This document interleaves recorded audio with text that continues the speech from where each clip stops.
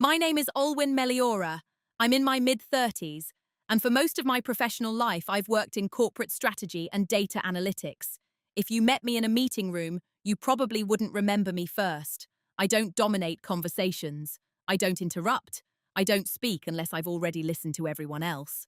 People usually describe me as calm, pleasant, or the word I've come to understand very well, supportive. Supportive is a beautiful word. It implies strength, stability, structure, but in professional spaces, it can also mean background.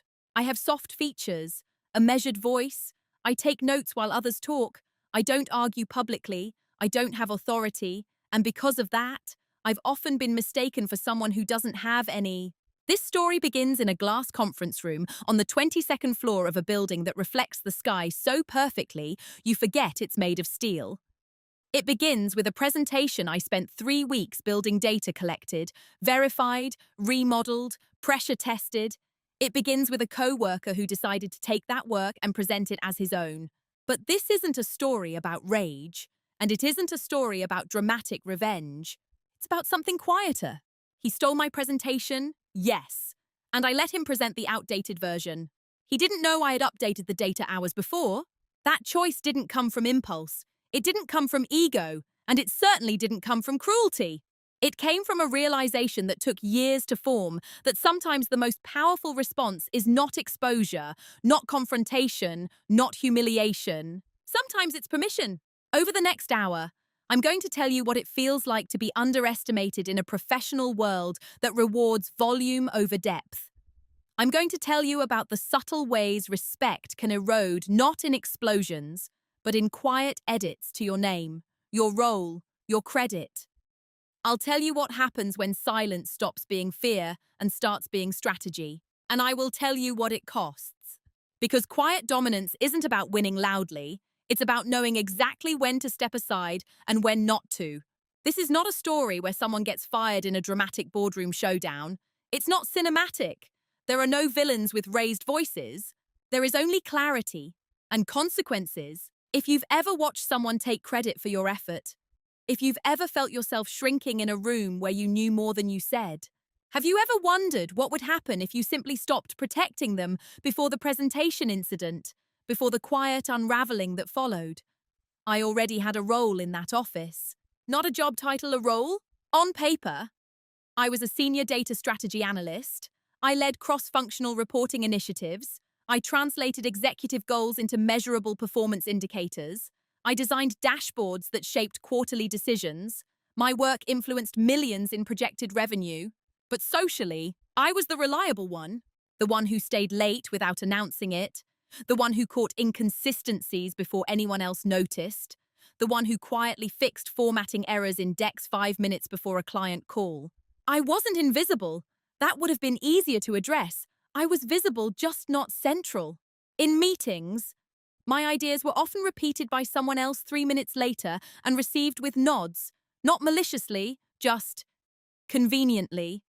I learned early that if I spoke softly and didn't attach urgency to my insights, they floated. And if someone with a louder voice restated them with confidence, they landed. I told myself it didn't matter. I cared about accuracy, not applause, impact, not recognition, clarity, not credit. That was the story I repeated internally. My coworker Daniel fit perfectly into the opposite silhouette. He was charismatic, well-dressed in a deliberate way, quick to volunteer to present, quick to summarize group discussions. He had the kind of confidence that thrives in fluorescent lighting. To be clear, Daniel wasn't incompetent. He was intelligent in a fluid, adaptive way. But he didn't love details. He loved momentum. He liked being associated with direction, not construction. And because I preferred construction, we became compatible, at least on the surface. When large projects landed on our team, I often built the analytical backbone. He handled narrative flow and executive delivery. It looked collaborative, balanced, efficient. Over time, people began to associate him with our shared outputs. If a dashboard impressed a VP, they'd say, "Daniel's team did great work." If projections aligned with market shifts, someone would remark, "Daniel really understands the client." Rarely was there malice in these statements. It was just easier to attach work to the person who spoke about it most. And I never corrected them. Not because I was afraid I told myself I was above it. I believed competence would compound, that over time, patterns would be visible, that senior leadership would notice who actually built the systems. But there's something subtle that happens when you don't assert authorship. People begin to assume you don't need it. I became the foundation steady, necessary, structurally critical, but not the visible architecture. No one thanks a foundation during a ribbon-cutting ceremony. Still, I didn't resent Daniel. Not at first. If anything, I rationalized his behavior as ambition. We were in a competitive environment. Visibility mattered. Maybe he was simply playing the game more openly than I was willing to. And I convinced myself that my restraint was strength. What I didn't realize was that restraint, when unacknowledged, can slowly rewrite how others measure your value. By the time the stolen presentation happened, the office already saw me a certain way. Competent, reliable, supportive, safe. They had no reason to believe I would ever choose differently. And maybe, until that week, I hadn't either. The first time Daniel crossed a line, it didn't look like a line at all. It was a Tuesday afternoon strategy sync, one of those internal meetings that feels procedural but quietly shapes perception. We were reviewing early findings for a retail client preparing for Q4 expansion. I had spent the weekend rebuilding a predictive model because the initial assumptions didn't sit right with me. Something about the growth curve felt artificially optimistic, so I adjusted it. I reweighted the regional variables. I factored in a supplier lag we hadn't accounted for. I ran stress tests against 3 possible market slowdowns. By Monday morning, the projections were less glamorous but real, defensible. When I explained the adjustments in the meeting, I kept my tone measured. I walked through the assumptions. I highlighted the risks without dramatizing them. A few people nodded. One manager checked her phone. Daniel listened, chin resting lightly on his hand, eyes steady. Then the discussion moved on. Or so I thought. 3 days later, we were in a larger cross-department call. Marketing, operations, executive liaisons. Daniel was leading the presentation. I hadn't expected to speak. That wasn't unusual. He often presented consolidated insights. About halfway through, he transitioned to the revised projections. And he said calmly, confidently, I took another look at the model earlier this week and adjusted for supplier lag and regional weighting. The more conservative forecast you're seeing here is a better risk-aligned position. He didn't look at me. He didn't hesitate. It was seamless. For a moment, I wondered if I had misheard him. Maybe he had said we. Maybe it was implied. But it wasn't. It was I. The slide behind him was my file. Even down to the formatting, I always used muted blue headers, thin grey divider lines, footnotes aligned precisely left. No one questioned it. The VP nodded approvingly. Good catch, Daniel. That's why we rely on you for this level of thinking. There it was. A small cut. Not dramatic, not humiliating, just subtle displacement. I remember sitting there with my hands folded loosely in my lap, heart steady. I wasn't angry. I was observing. I watched how easily a narrative attaches to the person who speaks it. After the call, Daniel returned to his desk like nothing had happened. He even stopped by mine. Good meeting, he said. The adjustments worked well. The adjustments, not your adjustments. Just neutral language. I studied his face for a flicker of guilt. There wasn't one. If anything, he seemed genuinely pleased as if we had succeeded together. And that was the confusing part, because technically, the company benefited, the client benefited, the model was stronger, my work wasn't erased, it was simply reassigned. I told myself this was a collaboration, that maybe he assumed it was implied, that correcting him publicly would have made things awkward, territorial, so I let it pass. That was the moment I taught him something important without saying a word. I taught him that my silence could be relied upon, and small cuts, when unchallenged, don't stay small. They calibrate expectation. Over the next few weeks, I paid closer attention. When he summarized meetings, my phrasing reappeared in his voice. When executives praised direction, they attached it to him. When deliverables were distributed, his name led the email threads. None of it was explosive, just incremental. And because I didn't protest the first time, the second time required more courage to address. The third time required even more. There's a psychological threshold where correcting someone begins to feel disruptive, even when the original disruption was theirs. I crossed that threshold quietly, not because I lacked confidence, but because I believed maturity meant rising above credit disputes. What I didn't yet understand was this: when someone tests your boundary and finds no resistance, they don't see generosity. They see space, and space invites expansion. After that first small cut, something subtle shifted, not in the office, but in me. I started anticipating it. Not overt theft, nothing dramatic, just the gentle drift of ownership. The way my phrasing would resurface in Daniel's executive summaries, the way he'd position himself as the architect of ideas that I had quietly engineered. And the strange part, it still looked collaborative from the outside. If someone had asked me directly, "Is Daniel taking credit for your work?" I would have hesitated. Because technically, I was involved. My name was somewhere in the project files. I was invited to meetings. I wasn't excluded. I was just absorbed. There's a difference. One afternoon, during a budget reallocation review, I proposed a cost efficiency shift that would save nearly 6 figures annually without reducing operational capacity. I explained it in detail, not theatrically, just clearly. The room responded with the usual neutral acknowledgement. Later that week, Daniel presented a strategic optimization initiative to the director team. It was my proposal, but refined into bullet points, branded, delivered with forward-leaning enthusiasm. And once again, it landed. Applause doesn't always look like clapping. Sometimes it's approval emails, calendar invites, follow-up praise. He received them. I received a polite nod in the hallway. Great support on that deck. Olwen. Support. It's a quiet word. Harmless, complimentary, even, but it subtly places you beneath authorship. I told myself it wasn't worth confronting. The company was succeeding. The projects were progressing. My salary was stable. I wasn't being attacked. And there's a dangerous comfort in stability. Every time something like this happened, I rationalized it differently. He's just more visible. Executives prefer familiar speakers. I don't need public validation. This is how teamwork works. I became skilled at reframing. What I didn't admit was that each reframing required swallowing a small truth that I was allowing a narrative to form that did not reflect reality. But I was also aware of another truth: if I began correcting him publicly, it would change how I was perceived. Suddenly, I'd be territorial, sensitive, difficult. And I had spent years cultivating the opposite reputation. So I chose composure. Silence, at that stage, wasn't strategic. It was protective. I was protecting the image people had of me: calm, collaborative, easy to work with. I didn't want to fracture that. What I didn't realize was that protecting that image was slowly fracturing something else. There's a moment in prolonged dismissal where you begin negotiating with yourself. Maybe I should speak up next time. Maybe I should send a follow-up email clarifying my role. Maybe I should just trust that leadership knows.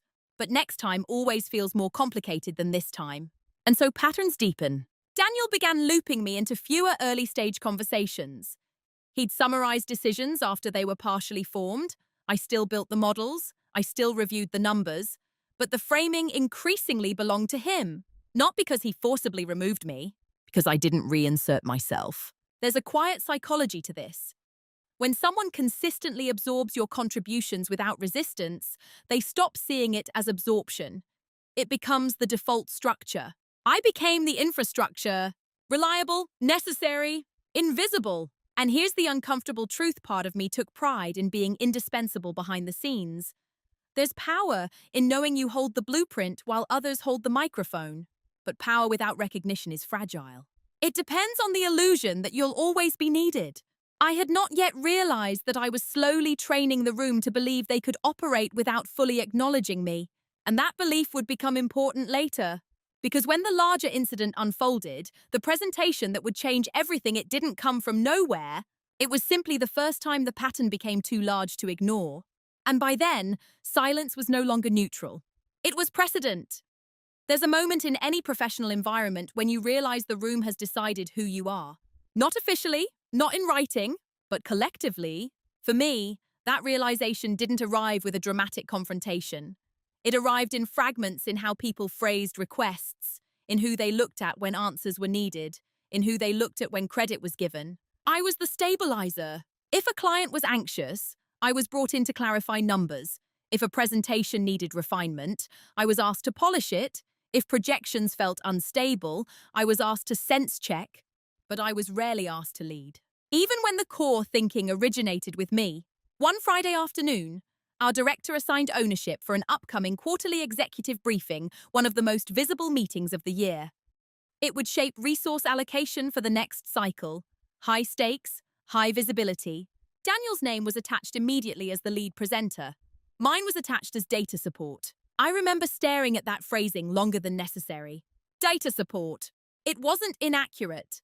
I would be responsible for building the entire analytical foundation, forecasting revenue scenarios, modeling risk thresholds, preparing contingency breakdowns.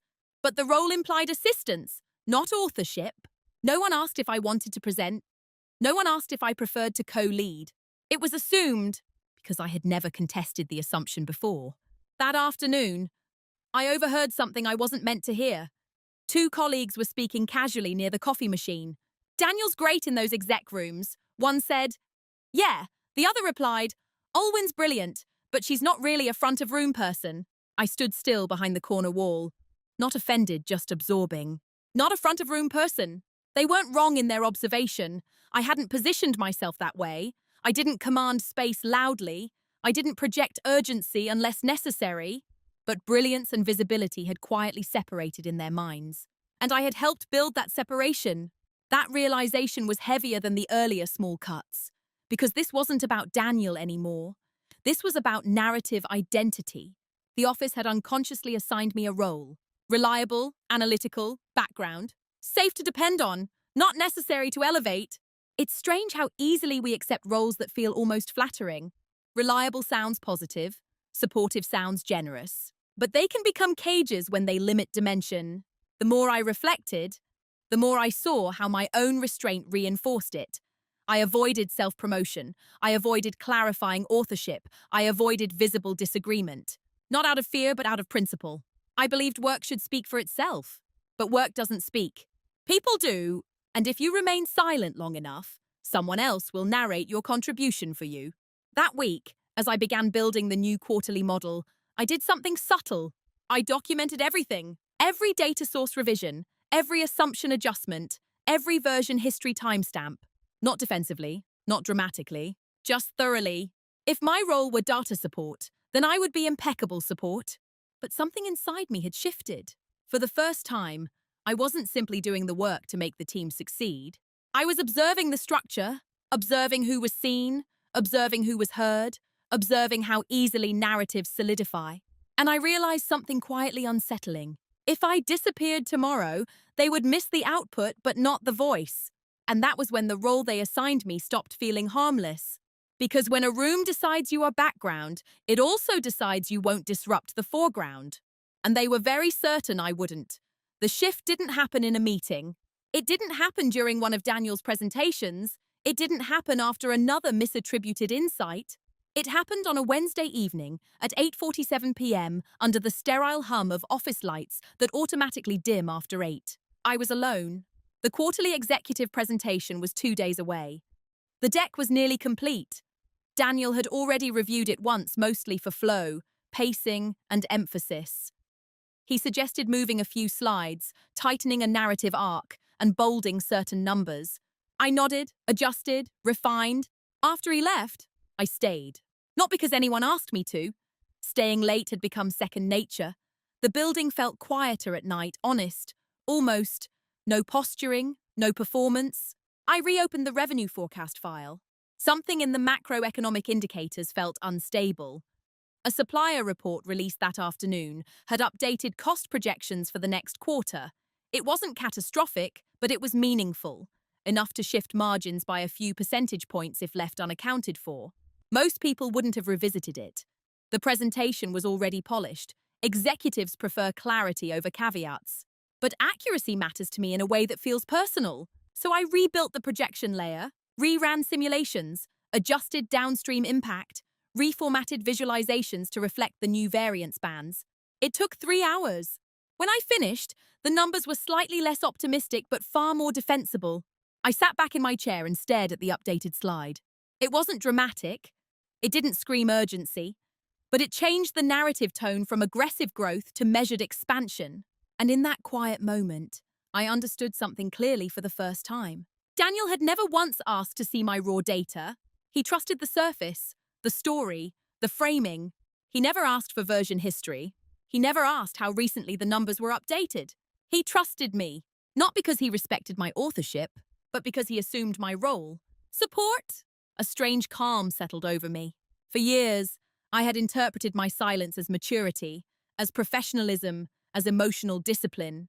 But sitting there in that dim office, I realized something else. Silence can also be consent. Consent to be reinterpreted, consent to be repositioned, consent to be reduced. And I wasn't angry at Daniel. I was disappointed in myself. Not for being quiet, but for confusing quiet with powerless. There's a difference between choosing not to react and never choosing at all.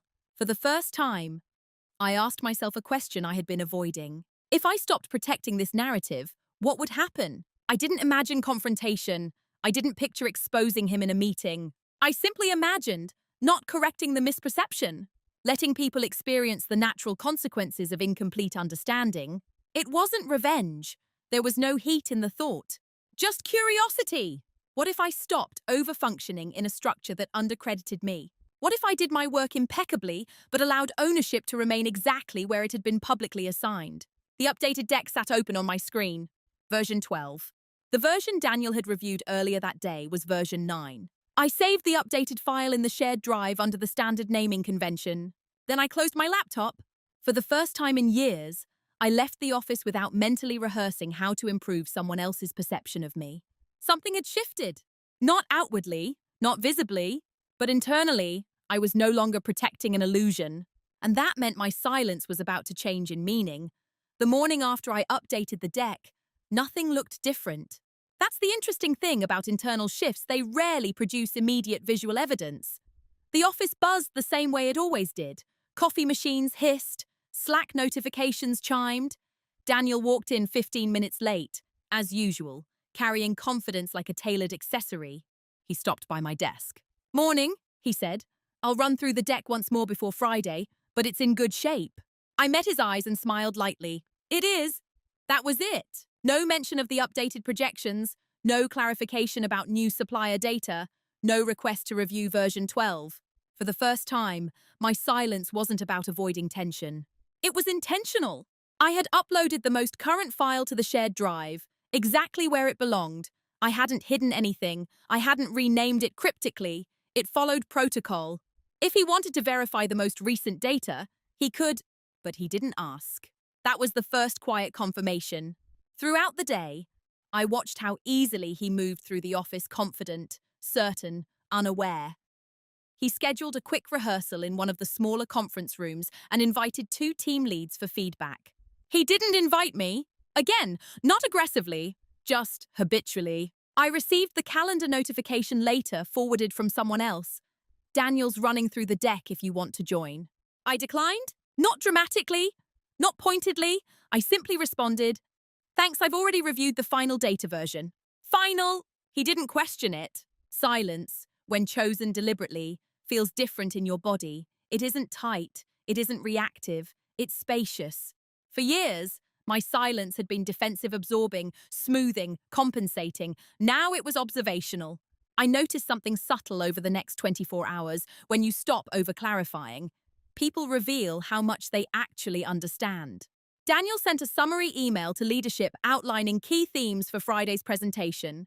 It referenced the revenue growth forecast, the outdated one, the more optimistic trajectory.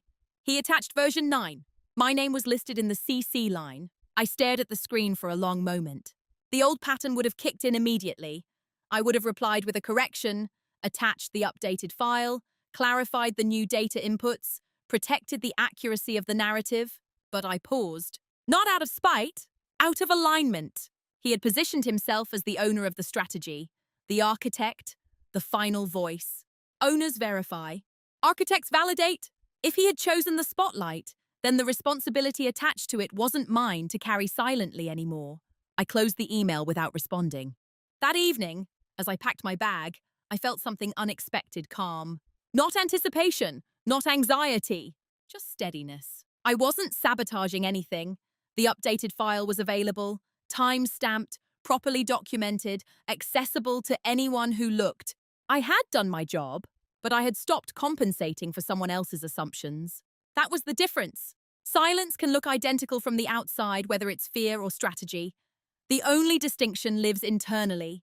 And internally, I was no longer shrinking. I was allowing structure to function exactly as designed. If executives believed Daniel led the analytical direction, then they would evaluate him accordingly.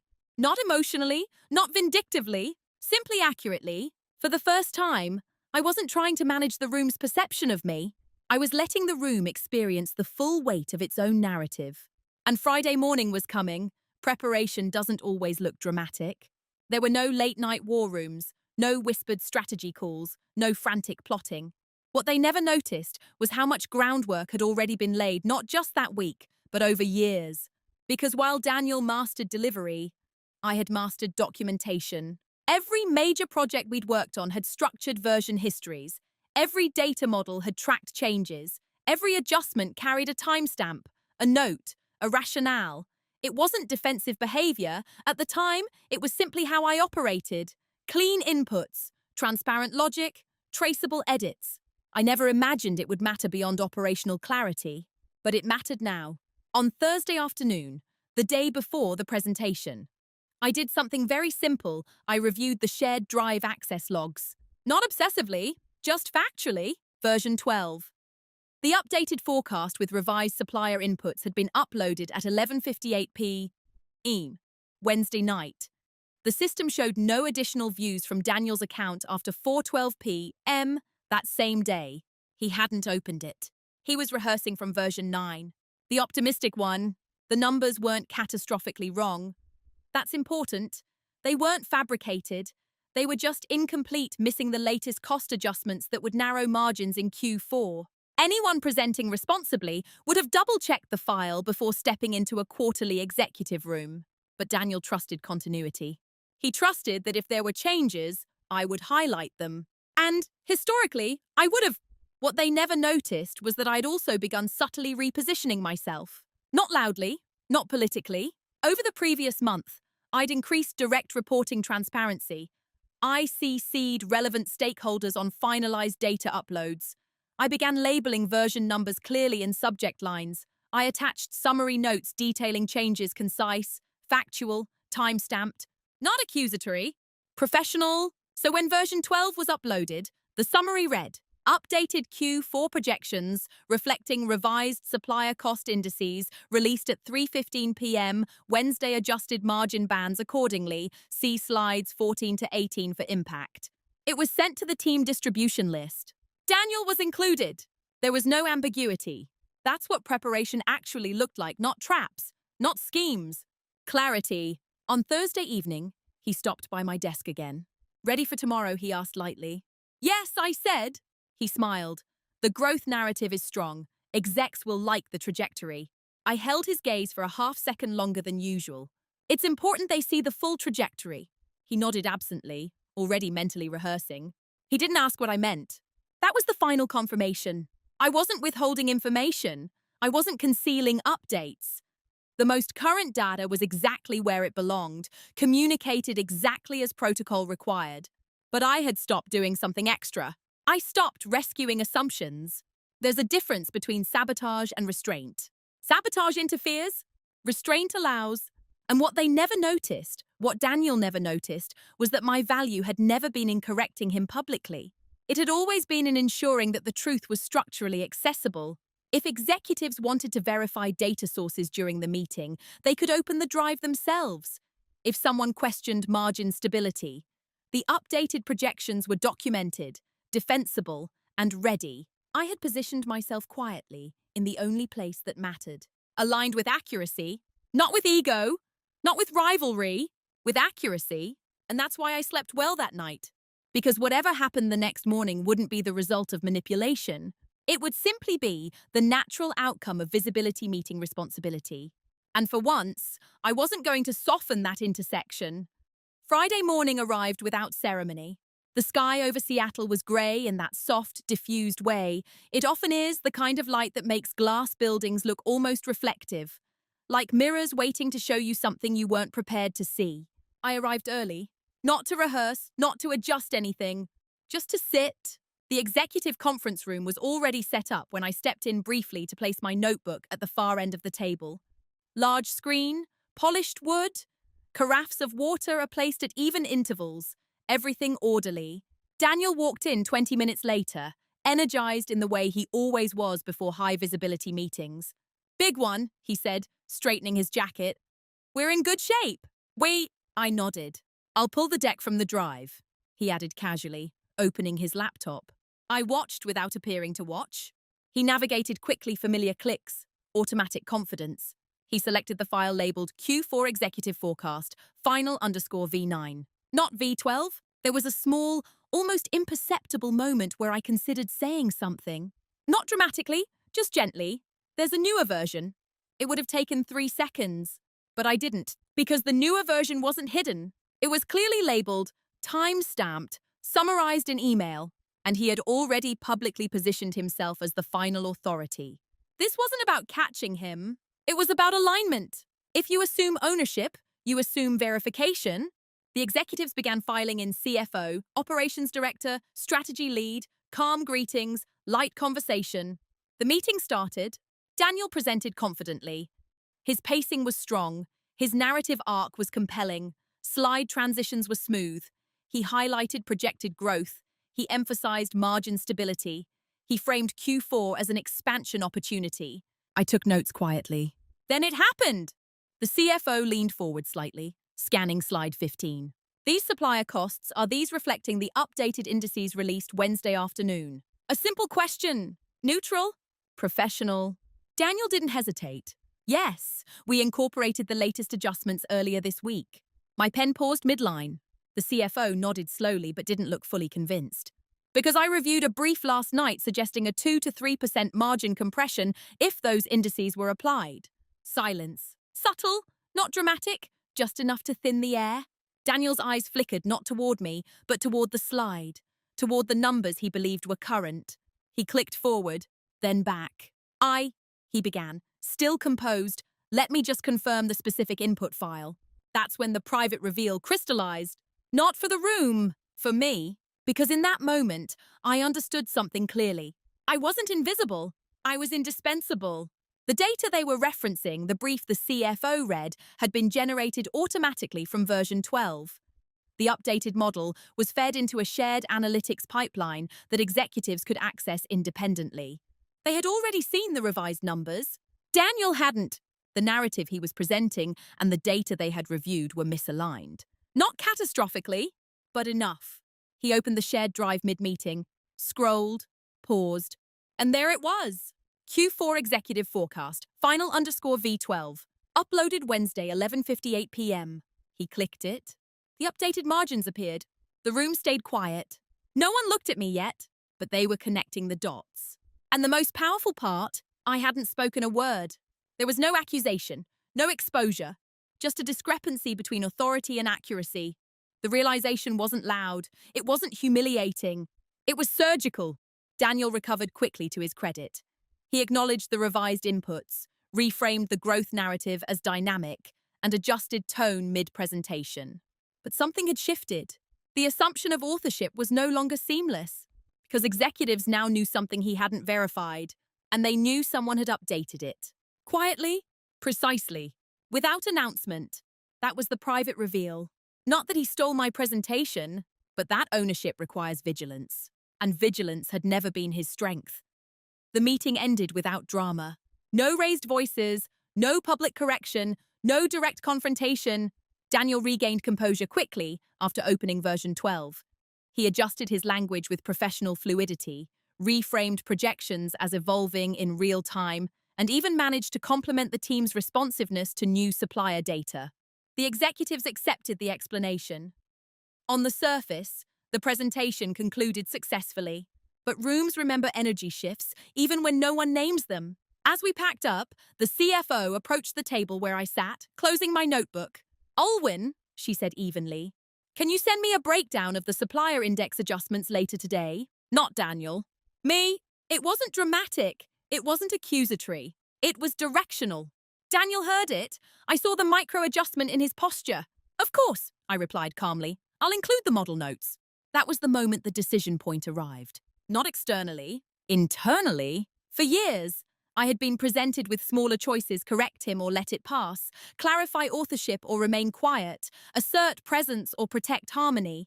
This was different, because now the structure itself had shifted slightly. Executives had seen the gap. They had witnessed the version discrepancy. They had noticed who was asked for technical clarification. Nothing explosive, just awareness. I had options. I could schedule a private conversation with Daniel, lay everything out, express frustration, redefine roles. I could escalate, formally request clearer project attribution, push for co-presenter status in future meetings. Or I could do something more irreversible. I could stop compensating entirely. Not in anger, not in rebellion, but in alignment. For years, I had buffered him, preemptively correcting errors, over-communicating updates, ensuring his presentations were airtight. I carried a hidden layer of responsibility that extended beyond my title. If I removed that invisible safety net gently, professionally, the natural distribution of competence would reveal itself. Not immediately, but inevitably. That decision wasn't about punishing him. It was about ending overextension. I returned to my desk that afternoon and drafted the breakdown requested by the CFO, detailed, precise, with version comparisons and time-stamped updates. I sent it directly to her. Daniel was CC'd. Then I did something subtle but definitive. I adjusted my workflow.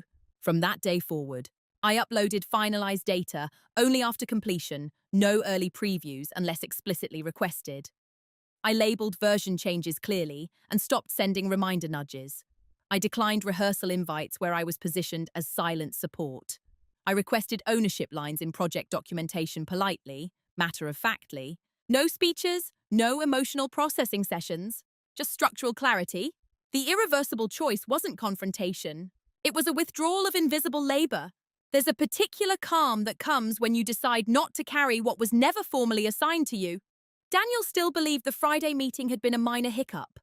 A small oversight was corrected in real time. He didn't yet understand that something foundational had shifted, not between us. Within me, because the moment I stopped protecting his narrative was the moment I began protecting my own. And once you remove silent overfunctioning from a system that relies on it, the system begins to show its seams. It doesn't collapse instantly, but the stress points surface. And I was done smoothing them over. The week after the presentation felt deceptively normal. Daniel continued scheduling meetings. He continued summarizing strategy threads in Slack. He continued stepping into rooms first. But something subtle had shifted, not visibly to most people, but structurally, and I moved carefully within that shift. There's a misconception that strategic change requires dramatic gestures. In reality, it's often administrative. I began by requesting something that should have always been standard. In a project planning session for the next quarter's rollout, I asked calmly, neutrally, that task ownership be clearly defined in the shared documentation. Just for clarity, I said, typing as I spoke. It'll help streamline executive questions later. No one objected. Why would they? Ownership columns appeared next to each deliverable. When it came time to assign the upcoming financial model, I waited. Daniel hesitated briefly, then said, "Olwen will build the core projection framework." I nodded and added, "And I'll present the modeling assumptions directly if executive clarification is needed." The room paused for half a second. It wasn't defiance. It was precision. "Of course," the director responded. "That makes sense." Daniel smiled, but it didn't quite reach his eyes. The next step was quieter.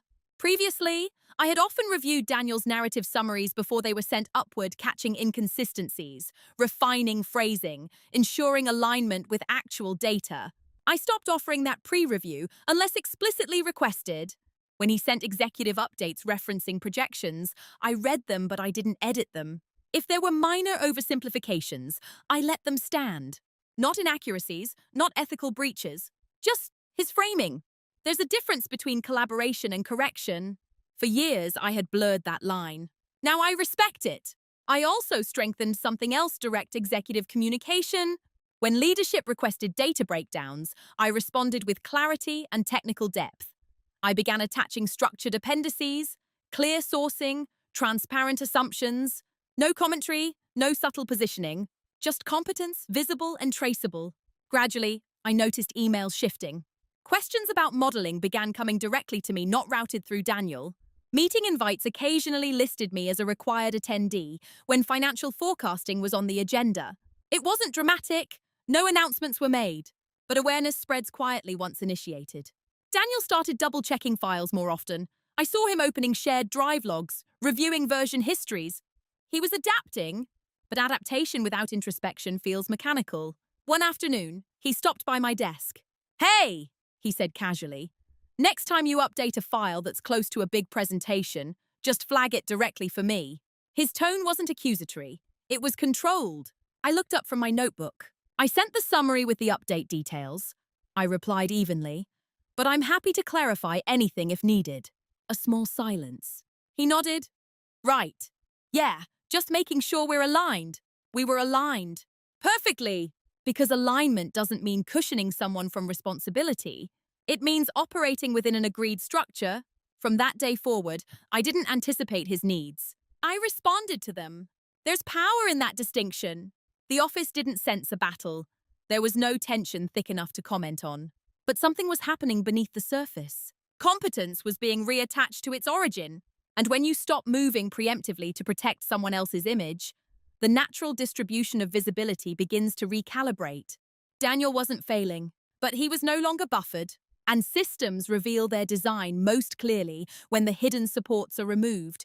Consequences rarely announce themselves.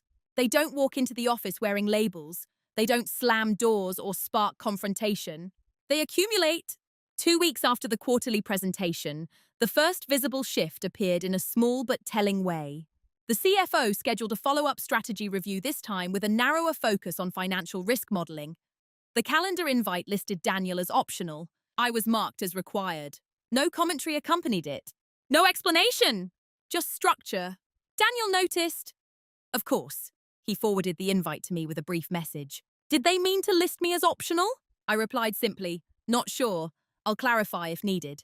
I didn't clarify, because the meeting topic was explicitly modeling assumptions and supplier volatility areas that had revealed misalignment before.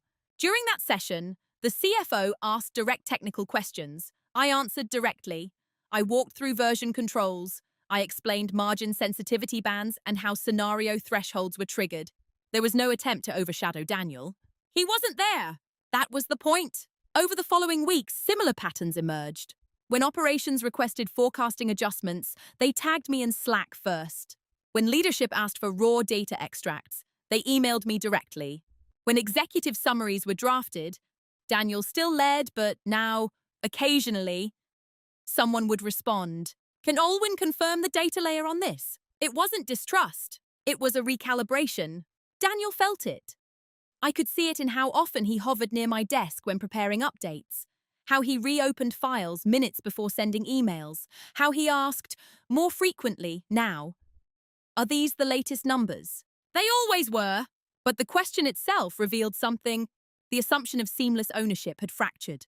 One afternoon, I overheard him explaining to a manager why the previous presentation had required mid-meeting adjustments. "Just some last-minute data updates," he said lightly. "We're tightening the process."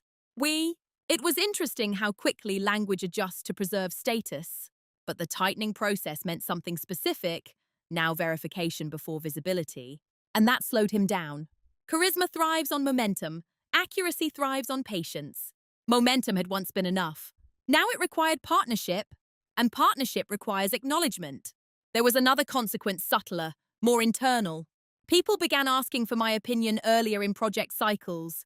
Not just data validation at the end, but directional input at the beginning. "Olwen, before we frame this strategy, what's the risk exposure? Olwen, if supplier costs shift again, what's the buffer?" They weren't dramatic invitations, but they signaled something profound. I was no longer infrastructure. I was an architect. Daniel wasn't excluded. He still led many discussions. He still held a presence in executive rooms. But his authority now required grounding. And grounding had a name. One evening, as we both packed up, he lingered. Feels like leadership's leaning more into technical depth lately, he said casually. I closed my notebook. They probably just want stability. He nodded slowly. Stability. The word lingered between us. For years, I had provided it invisibly. Now it was visible, and visibility changes the balance. Consequences don't punish. They reveal, and what was being revealed wasn't that Daniel was incapable. It was that narrative without verification is fragile. For the first time, the room was noticing the difference. And once people notice, they don't unnotice. The shift became undeniable about a month later, not because something exploded, but because something subtle failed. Daniel was leading a mid-quarter client alignment call, smaller audience this time, high-value client though, the kind where consistency builds trust. I wasn't scheduled to speak. I joined quietly, camera on, notebook open. Halfway through the discussion, the client referenced projected margin improvements Daniel had mentioned in a prior update. Are we still tracking toward that 7% efficiency gain, the client asked? Daniel answered smoothly. Yes, based on our Q4 trajectory. I watched his eyes flick briefly toward the slide. The slide referenced an earlier framing, a simplified summary. Not wrong, just incomplete. The client continued. Because we reviewed the cost adjustment memo your team sent last week, it suggested the gain might compress. That memo had come from me. Structured, detailed, clear. Daniel paused only for a second. But pauses speak. Well, he adjusted. There are some dynamic inputs we're monitoring. Dynamic inputs. Vague. The client's tone remained professional, but firmer. We'd appreciate clearer alignment between narrative updates and the technical memos. It's important for our planning. There it was. Not an accusation. Expectation. After the call ended, Daniel didn't linger in the virtual room the way he usually did. He signed off quickly. 10 minutes later, a Slack message appeared in our team channel from the operations director. Going forward, let's ensure data origin leads are looped into all narrative drafts before client-facing distribution. Data origin leads. The phrasing was clinical. Intentional. No one named me directly, but the implication was unmistakable. This wasn't about one outdated slide anymore. It was about trust continuity. Daniel came to my desk later that afternoon. He stood there for a moment before speaking. I feel like there's been a disconnect lately, he said carefully. I waited. With how information's flowing, he clarified. I nodded once. The updated files and memos have been shared consistently. That's not what I mean, he said, tension threading lightly into his voice. It feels like I'm getting updates at the same time as everyone else.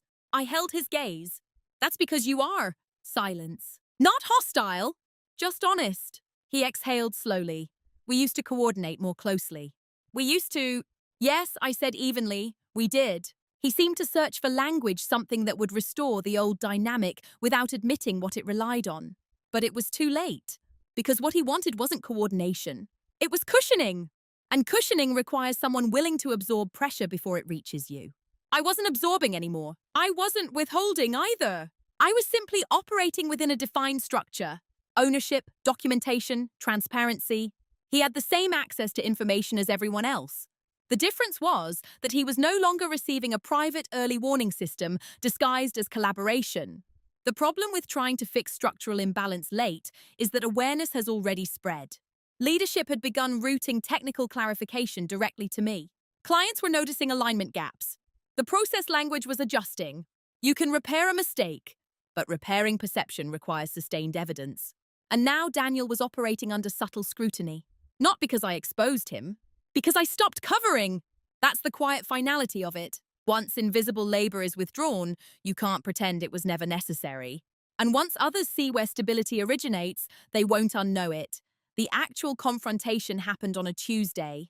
Not in a boardroom, not in front of executives, in a small glass meeting room with a round table and a single potted plant that had somehow survived years of recycled air. Daniel asked for the meeting. His calendar invite read alignment. I appreciated the choice of words. When I walked in, he was already seated. Laptop closed a sign this wasn't about slides or numbers. For a few seconds, neither of us spoke. Then he began. I think we need to address what's been happening. His tone wasn't angry. It was controlled the way someone speaks when they're aware they've lost subtle ground but don't yet know how to reclaim it. I feel like you've pulled back, he continued, and it's affecting how leadership perceives my role. There it was. Not an accusation of sabotage, not blame. Perception. I folded my hands on the table. I haven't pulled back from my responsibilities, I said evenly. I've just stayed within them. A flicker crossed his face, not irritation, but recognition. That's exactly what I mean, he replied. We used to operate as a unit. Now it feels separate. Separate. For years. Unity had meant something specific. I would anticipate gaps before he encountered them. I would correct narrative inconsistencies before executives noticed. I would send private clarifications instead of public alignment. He continued, voice tightening slightly. When you updated the Q4 deck without flagging it directly, that put me in a difficult position. I met his eyes steadily. I uploaded the updated version with a summary note. You had access to it. That's not the same as telling me. The room grew very still. And this is the part people expect to be explosive. It wasn't, I'm not responsible for protecting how you're perceived, I said calmly. I'm responsible for ensuring the data is accurate and available. No raised voice, no sarcasm, just clarity. He leaned back slightly, processing. For years, he said more quietly, I thought we were aligned. We were, I answered. But alignment doesn't mean I carry what isn't assigned. Silence settled between us. Not hostile. Heavy with understanding. He wasn't a villain. He hadn't woken up each day plotting to diminish me. He had simply grown accustomed to a dynamic where my overextension insulated him. And I had allowed it. I never intended to take credit, he said finally. I know, I replied. And I meant it. Intent doesn't erase impact. But neither does impact require punishment. The confrontation didn't end with an apology or dramatic reconciliation. It ended with recalibration. We should clarify roles more explicitly moving forward, he said, more measured now. I agree, I responded. No bitterness, no moral lecture, just structural correction. When we stood to leave, there was something different in his posture. Fewer assumptions, more awareness. And that was enough. Because confrontation without heat isn't about winning. It's about removing ambiguity. I didn't need him embarrassed. I needed the system to be clear. And clarity, when delivered without aggression, lands deeper than anger ever could. It has been 8 months since that Tuesday. Nothing dramatic followed. Daniel still works at the company. So do I. Projects continue. Clients sign renewals. Forecasts are built. Presentations are delivered. But the architecture is different. We now co-lead major strategy briefings when financial modeling is central. My name appears first on analytical documentation. Ownership lines are written before work begins. Executive summaries include technical appendices as standard practice. No announcements were made. No rebrand happened. Just clarity sustained over time. Daniel adapted. To his credit, he began verifying version histories before stepping into high-stakes rooms. He asks directly now, is this the latest model not out of suspicion, but respect for process? And I answer directly. The biggest shift, though, wasn't external. It was internal. For years, I believed professionalism meant absorbing friction quietly. I believed maturity meant letting credit drift if outcomes were achieved. I believed strength meant never needing acknowledgement. What I understand now is more nuanced. Restraint is powerful, but only when it's chosen, not defaulted. Silence is dignified, but only when it isn't protecting someone else's convenience. I don't speak more loudly now. I haven't reinvented my personality. I'm still calm, still measured, still deliberating.